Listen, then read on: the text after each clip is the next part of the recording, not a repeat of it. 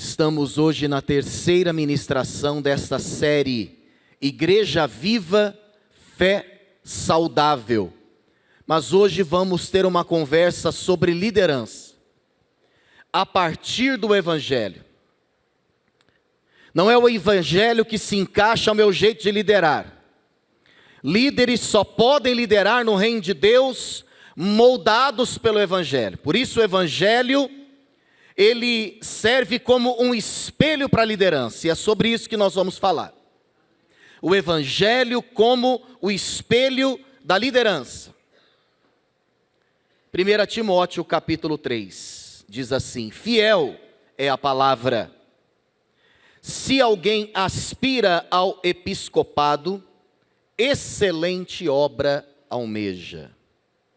É necessário, portanto, que o bispo seja irrepreensível, esposo de uma só mulher, temperante, sóbrio, modesto, hospitaleiro e apto para ensinar, não dado ao vinho, não violento, porém cordato, inimigo de contendas e não avarento, e que governe bem a própria casa, criando os filhos sob a disciplina com todo o respeito.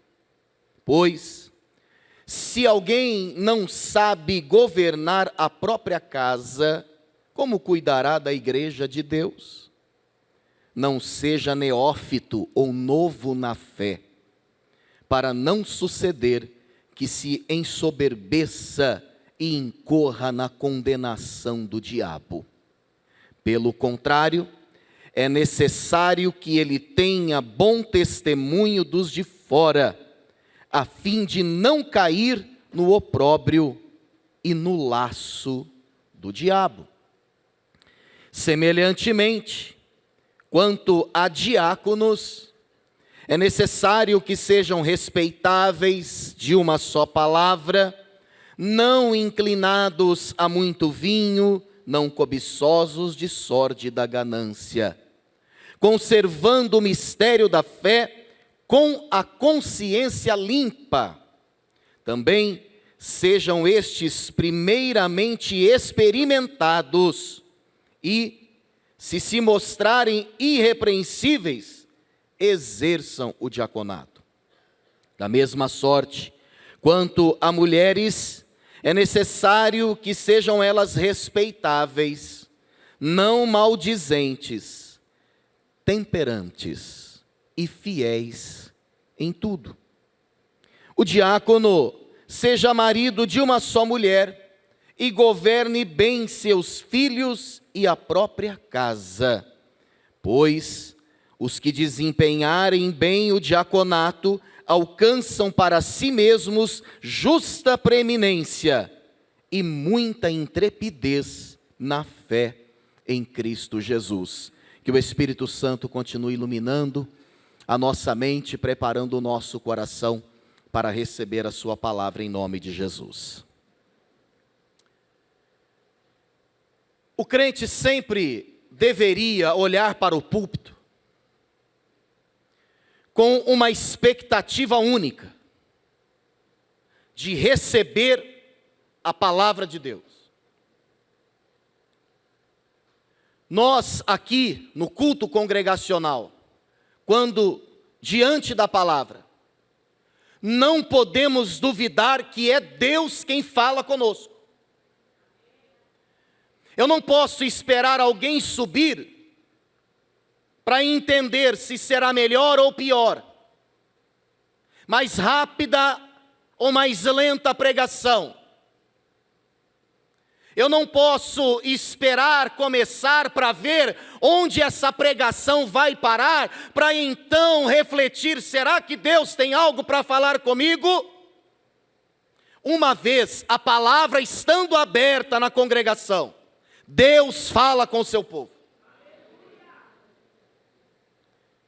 Nesta carta, Paulo repete por 3 vezes a expressão, fiel é esta palavra. Ele diz no capítulo 1, referindo-se a Cristo,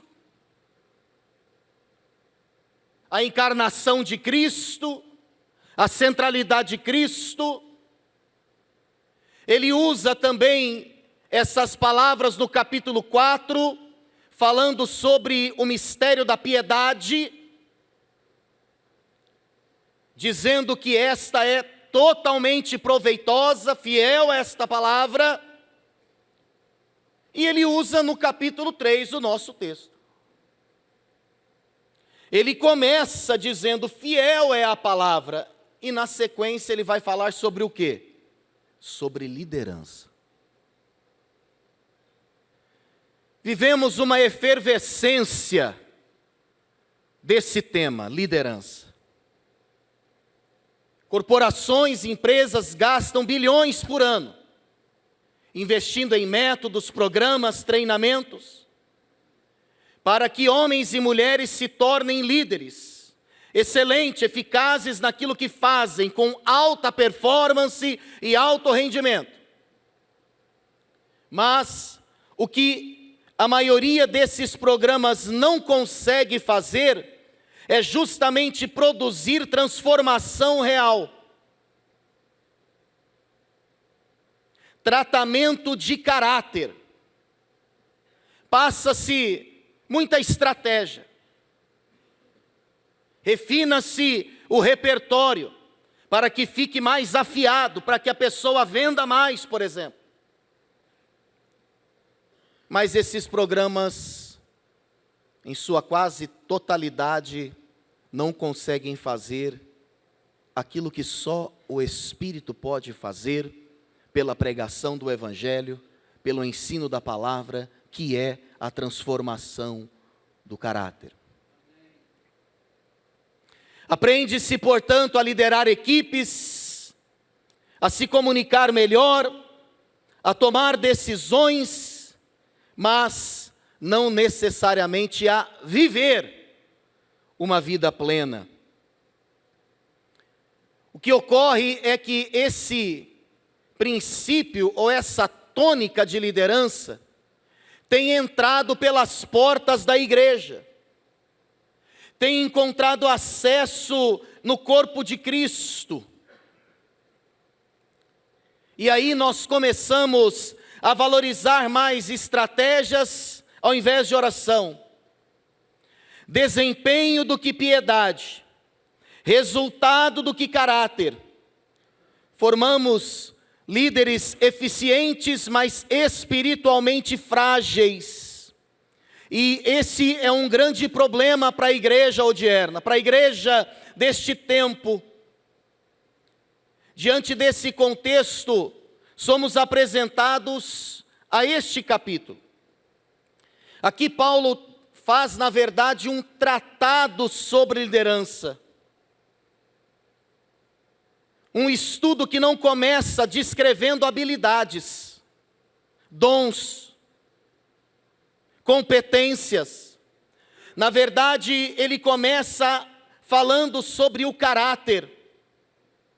Então, enquanto o mundo está perguntando, será que fulano é capaz para fazer isso?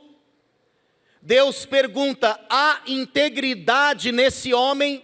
Há integridade nesta mulher para cumprir o meu chamado e fazer a minha obra? Na igreja, liderança não é sobre performance, é sobre testemunho.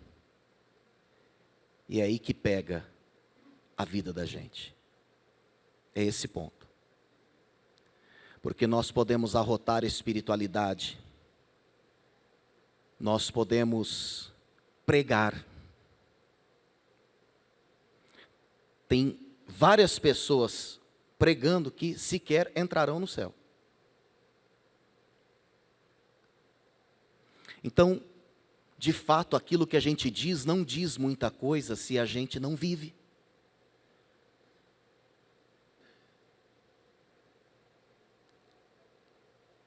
Em primeiro lugar, vamos refletir sobre o chamado que revela o coração. No verso 1, ao dizer se alguém aspira ao episcopado, Paulo, ele traz aqui à luz o nosso coração. Faz a gente pensar no real desejo por detrás de um cargo, de uma posição. Na verdade, nos faz refletir sobre as motivações que sustentam escolhas que fazemos, sobretudo ministeriais. E há aqui um problema no nosso coração. O coração humano, ele é especialista em distorcer coisas, em nos confundir com os seus sentimentos. Até o desejo de servir pode vir contaminado de um coração que não é tomado pelo Espírito Santo. Então a pessoa serve, mas ela tem uma necessidade enorme de reconhecimento. A pessoa serve, mas ela só serve com alegria se ela é validada.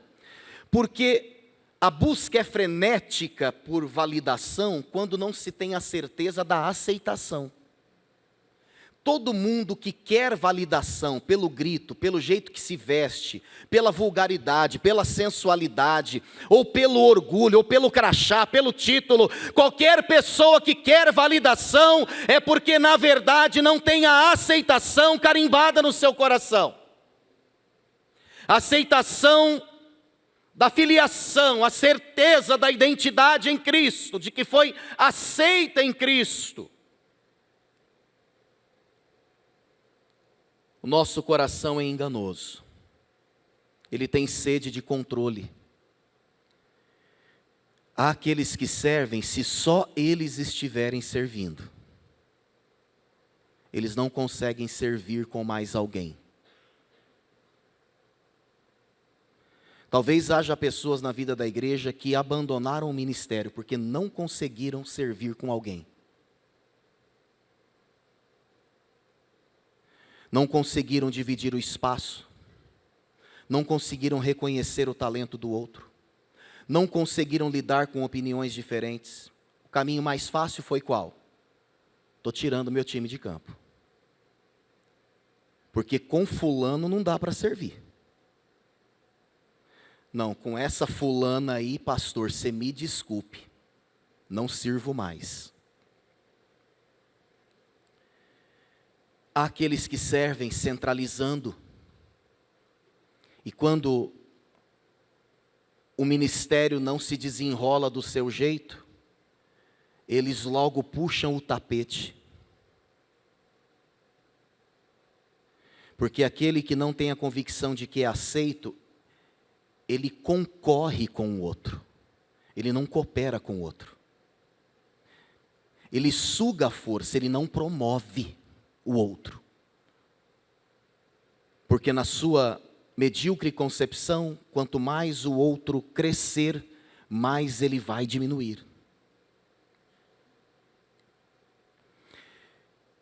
E falar sobre aquilo que acontece no nosso coração é muito democrático, porque certos pensamentos, porque certos sentimentos, melhor dizendo, ocupam o coração de todos nós.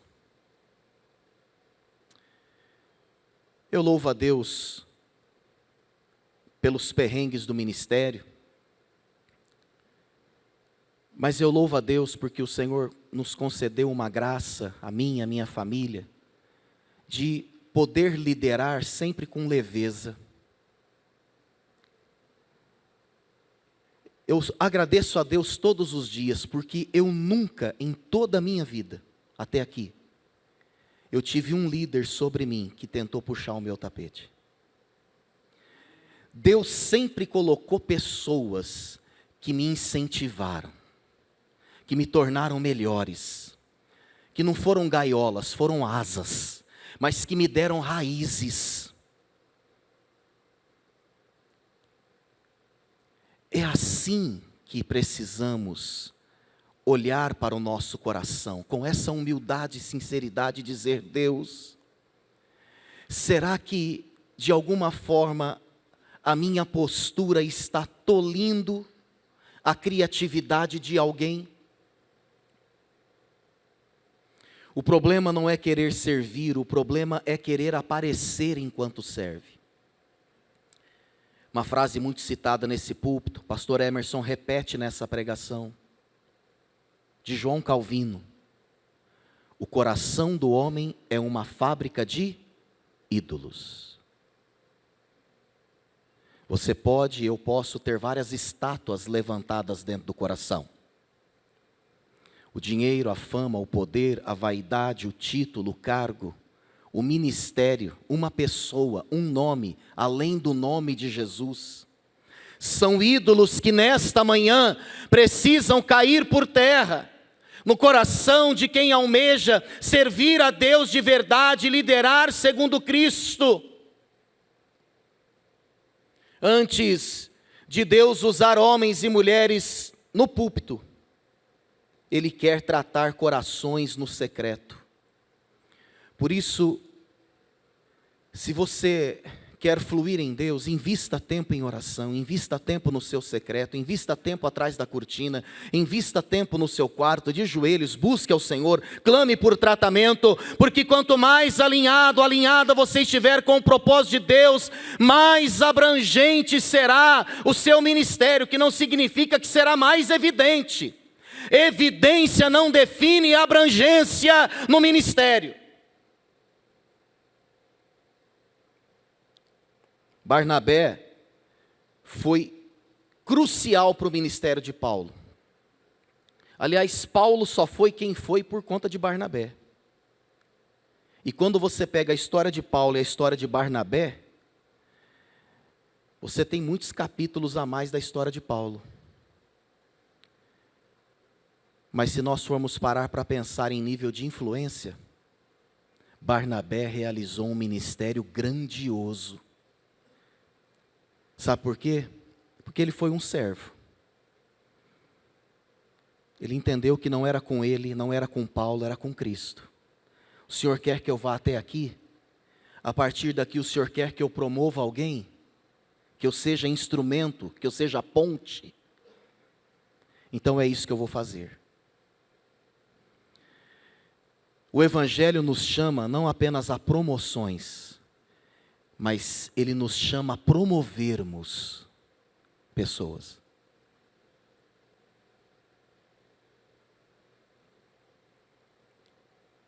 Vocês estão quietos, hein?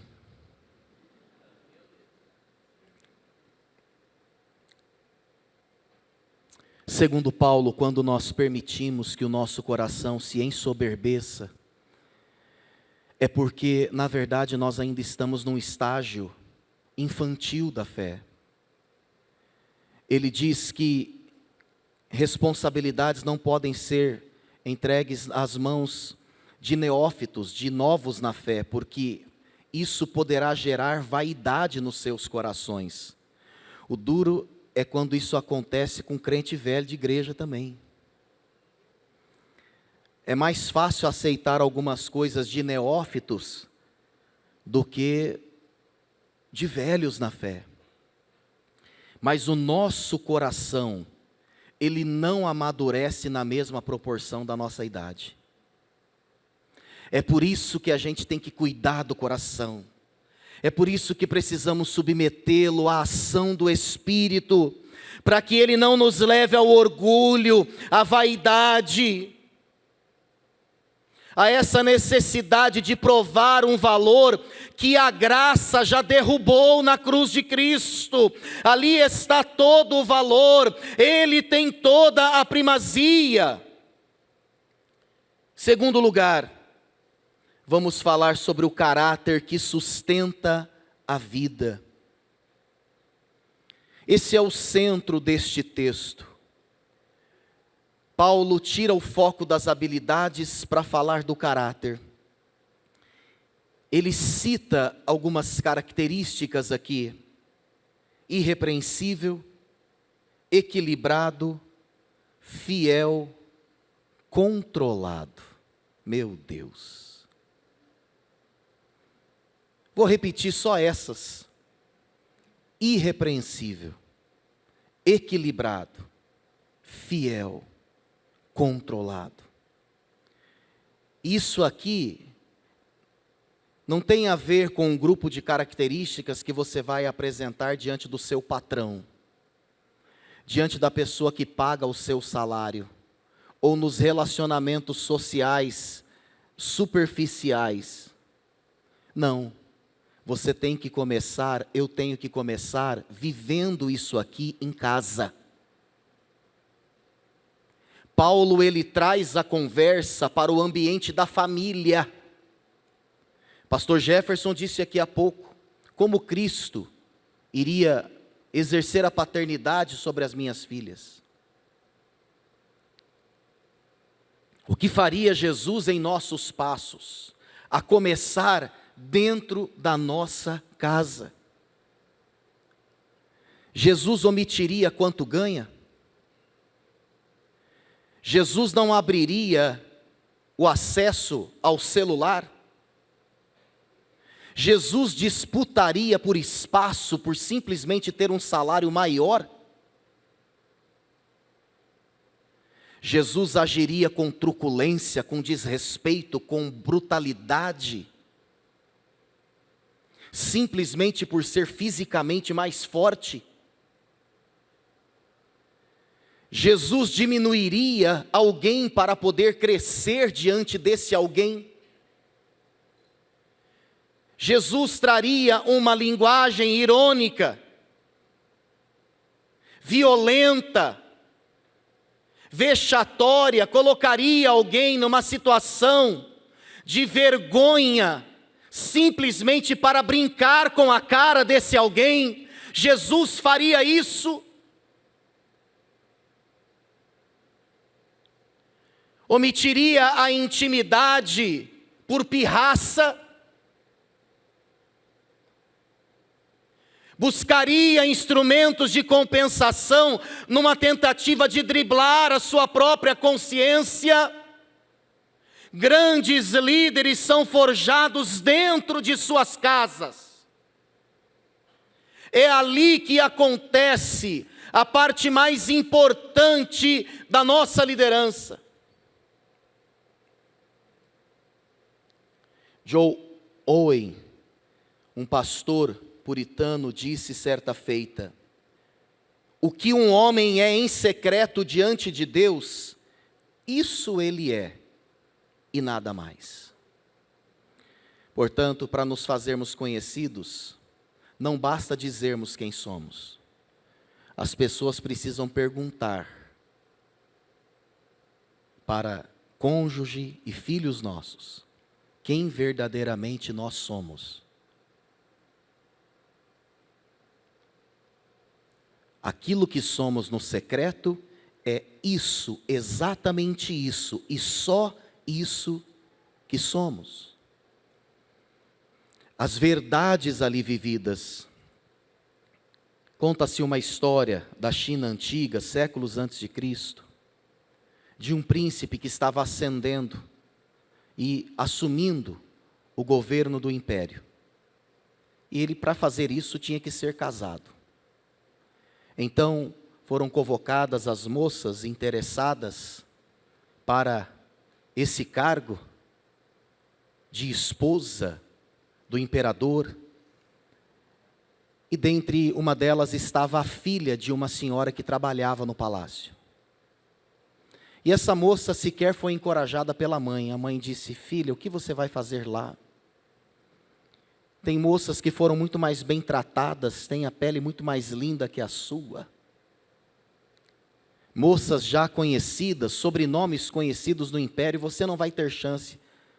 Mas aquela moça cultivava um apreço genuíno por aquele príncipe. Ela disse: eu vou, nem que for para ter apenas um momento perto desse homem. E ela foi. Chegando lá, aquele príncipe entregou um vaso com sementes de flores. E essas sementes deveriam ser cuidadas por aquelas jovens por 6 meses. E a jovem que, quando voltasse, estivesse com a flor mais bela, essa seria a escolhida. E então aquela jovem começou com todo cuidado a regar aquele vaso para ver se aquela flor nascia. Passou 1 mês nada, 2 nada, 3 meses nada. Ela falou: meu Deus, já era. Não vou ter nenhuma chance. Chegou o dia do retorno ao palácio, a sua mãe falou: não volte, não tem nada aí, você vai passar vergonha. E quando ela se apresentou junto com aquelas outras dezenas de moças, somente o vaso dela estava vazio, ou com terra apenas. E aquele príncipe foi olhando cada um daqueles vasos, cada uma daquelas flores, admirando. E para a surpresa de todas, ele escolheu justamente a jovem em cujo vaso não tinha nenhuma flor. E ele disse: o que eu fiz com vocês foi uma prova de caráter. Em todos os vasos haviam sementes estéreis. Como vocês já me enganaram na largada, então quem merece o trono é essa aqui. Quantas vezes nós fazemos verdadeiros malabarismos para mostrar para os outros aquilo que verdadeiramente não somos? Dons até podem nos colocar em altos lugares, mas só o caráter vai nos manter lá. Eu quero encerrar essa palavra chamando aqui a equipe de música.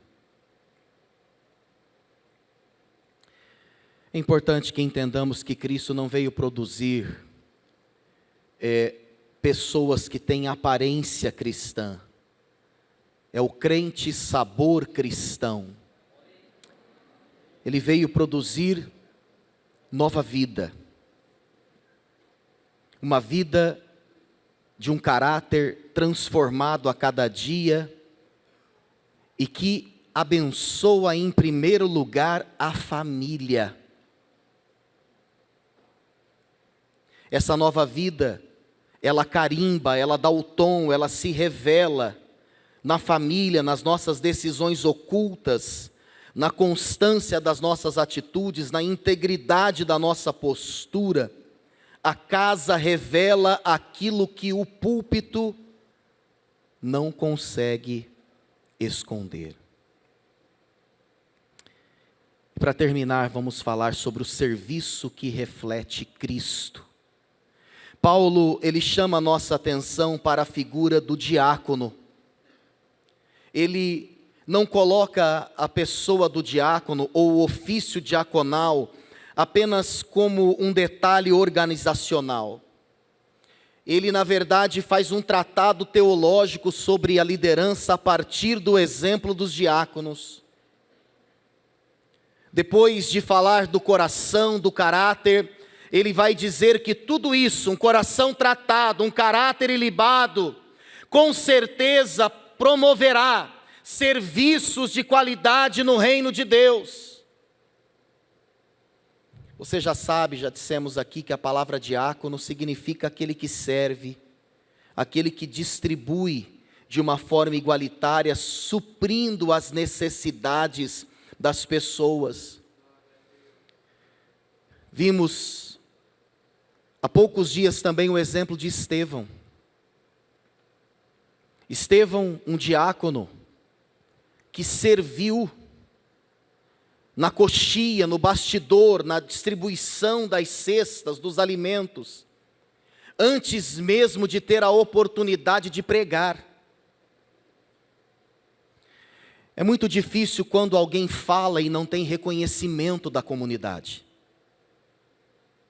Porque é um tagarela, é um papagaio falando. Porque um torce o nariz, outro já olha meio que de canto de olho. É muito ruim isso. A igreja não é detentora dos dons, mas ela valida.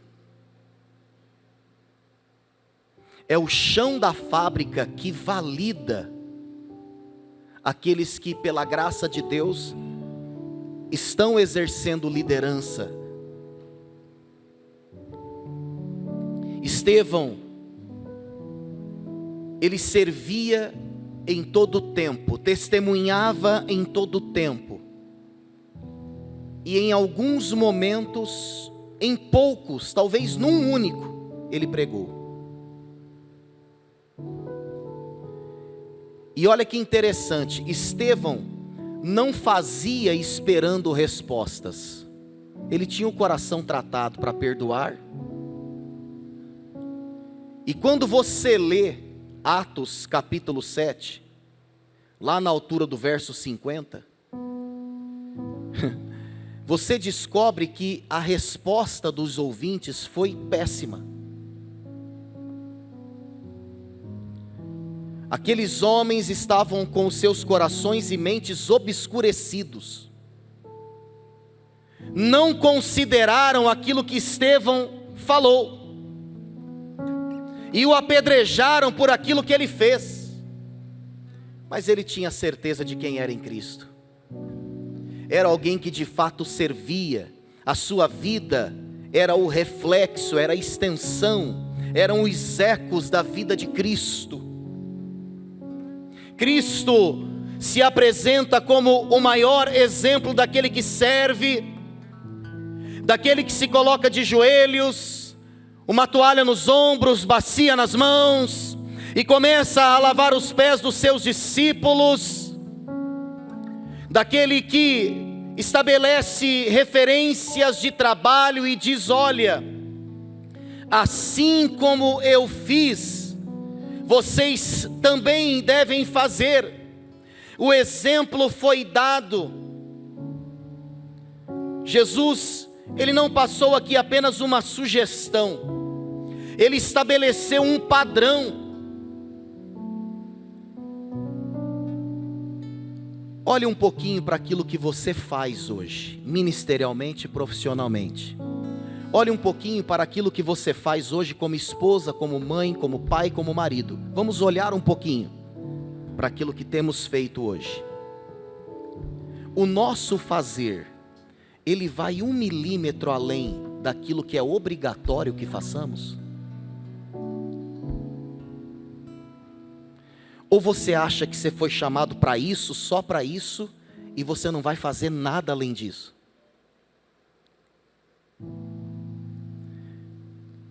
Eu acredito num servir que transborda. A Bíblia não fala de um servir contido, ela fala de vocações específicas. Mas se quem prega tem que lavar o chão, que lave. Se quem prega tiver que lavar os pés, que lave. Não se sinta confortável por você estar fazendo aquilo que te mandaram fazer. Isso é um mínimo, isso é só obrigação. Você quer entrar no deleite? Você quer que esse servir se transforme em prazer? Você quer entender se você está agradando mesmo a Deus? Começa a olhar para aquilo que você está fazendo e veja se isso está transbordando, está indo além da atribuição, está indo além da função e está servindo a missão do eterno.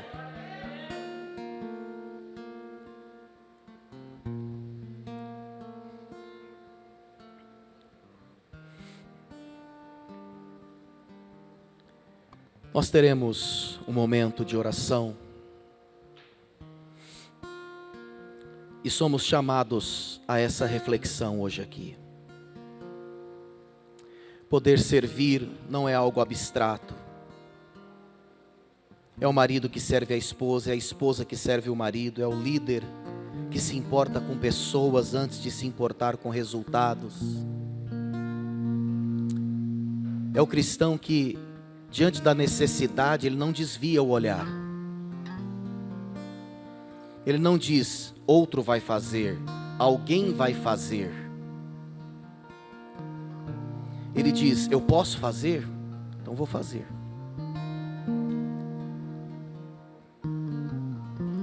Servir é agir com responsabilidade, com os horários. Se necessário for, chegar mais cedo, ficar um pouco depois. É fazer o que ninguém vê. É abrir mão de ser aplaudido. é servir quando a sua fidelidade não depende de visibilidade.